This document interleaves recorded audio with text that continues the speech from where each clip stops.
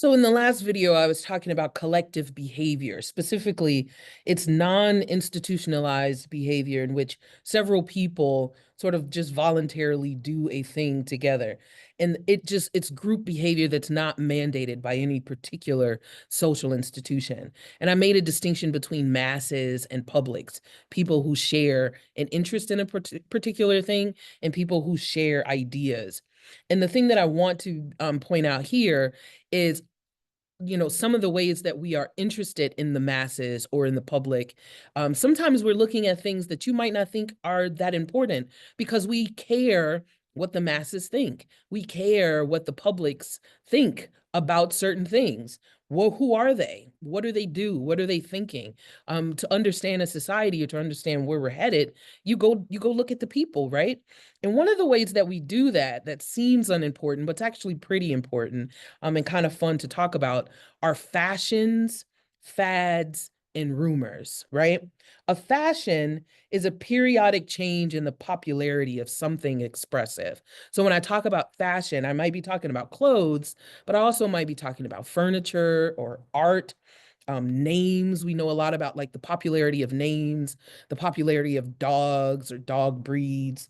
Um, and the reason why I'm looking at that, or the reason why I might be interested in the fashion of a time, is because people build community around fashion.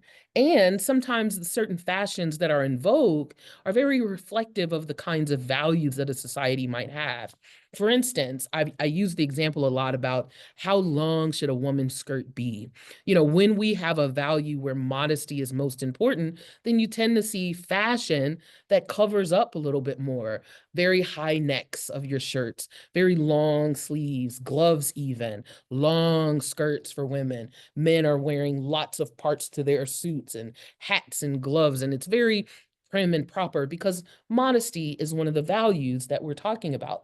When modesty becomes less of the value, then you don't see that same kind of cover up, for instance, just as an example of the way that fashions change. One of the things that's interesting to me, because I like to watch sort of home makeover videos and real estate videos and things like that, this idea of things that are open concept. You go find a lot of stuff with open concept housing. Well, open concept as a fashion choice for architecture and design is reflective of a value in our society of people being able to be involved in a lot of things, of people being included, of people not being sort of kept out of stuff.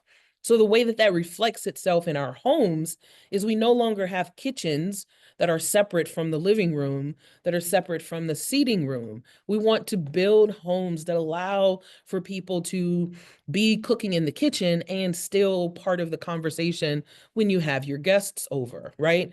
So is it the fashionable thing to do in housing? Absolutely. But what is it reflective of when we think about what do the masses want, or what are the public sort of high ideas about how we should be as a society?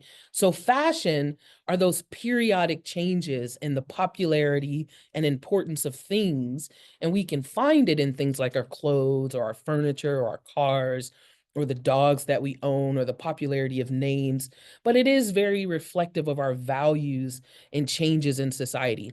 It could even be reflective of your own social position. And if you are higher class person or a higher socioeconomic status, there's certain things that you might do in your home or certain fashions or brands that you might wear that other people may not have or wear, and you might be doing it to show your particular access or your particular, again, different value sets, right? So fashions is a fun thing to think about, but it's also very telling about a society when we think about how do we interact with things collectively. And it's important as collective behavior because there's no thing, no institution telling us what kinds of clothes we have to like or what kind of house do we need to do. It's not mandated. It's very voluntary. But if I am in a volunteer position about what kinds of clothes am I going to wear, then I am very interested in what is it that people are choosing? What is it that people are interested in? So those are fashions. The other thing that we can talk about are fads. A fad is a fashion that spreads quickly or a fashion that spreads rapidly and enthusiastically, but it tends to be way more short-lived. it's kind of novelty kinds of things, right? Sometimes we can be talking about, that one time when these particular kind of glasses were really important.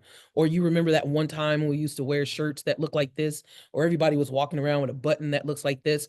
So it could be fashion-based things or things that represent those values or the popularity of stuff, but it tends to be a much more short-lived thing, which means it changes. Fads change faster than most fashions, right?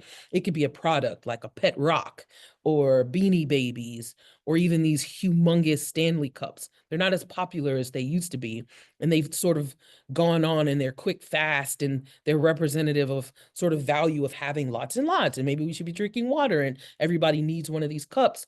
But now they're just not as around as they used to be as much. Activities like bungee jumping used to be a thing, or social media challenges, the ice bucket challenge. Those things kind of quick. They go in and out really quickly. They're fads. They are fashions in that they're representative of things, but they move way more faster than that. Characters and personalities of famous people. Who's famous at the time? Who has their 15 minutes of fame right now? Who's talking about this particular person and what it is they're doing? Even certain memes that show up on the internet show up often in these very smaller amounts of time. And again, and they tell us something about who the collectives are, who are the masses, what is it that they have interest in, or what is the public doing? Who, people with this particular interest, what is it that they're doing with their time? People with these particular ideas, what is it that they're doing with their money? What are they spending their money on? So we care about the collective behavior of people, the masses and the publics, and we look to their fashions and their fads to get some sense of where they're standing on certain things. Another thing that comes out of collective behavior in a similar way that, again, seems unimportant but isn't, is what are the rumors? What are the kinds of ideas that are getting passed around?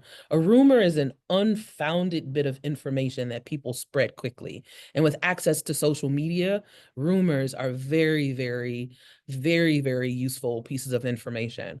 What is it that people are grabbing onto and sharing and talking about?